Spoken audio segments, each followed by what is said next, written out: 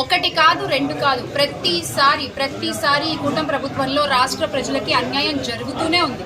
ముఖ్యంగా రాయలసీమ ప్రాంతం గురించి మాట్లాడుకుంటే గనక మరి బాబు గారు ఆయనకి జన్మనిచ్చినటువంటి రాయలసీమ ప్రాంతంపై ఎందుకంత ద్వేషాన్ని పెంచుకున్నారో మనకి తెలియదు. కానీ ఈ రోజున ఈ ప్రాంతానికి ఒక జీవధార, ఒక ప్రాణధారగా ఉండేటువంటి రాయలసీమ లిఫ్ట్ ఇరిగేషన్ ప్రాజెక్ట్ ని ఆపడానికి అన్ని విధాల ఆయన శక్తి వంచన లేకుండా ప్రయత్నిస్తున్నారు.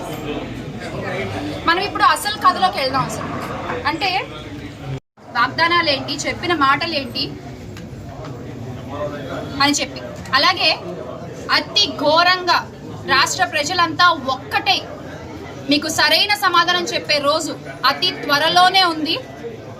అసలు నెల్లూరులో కూడా అసలు అధికారులు వెళ్తుంటే ప్రాజెక్ట్ చూడడానికి మీరు ఆపేస్తారు. ఎందుకంటే మీ గుట్టు బయటపడుతుందన్న భయం. ఎక్కడికక్కడ అడ్డగించేస్తే ఆగిపోతారన్న ఒక ఆలోచన. ఎంత అడ్డగిస్తే అంత ముందుకు కదులుతాము. ఒకళ్ళ నాపితే 100 మంది వస్తాం, 100 మంది నాపితే 1000 మంది వస్తాం, 1000 మంది నాపితే 1,00,000 మంది వచ్చి మిమ్మల్ని ప్రశ్నిస్తాం.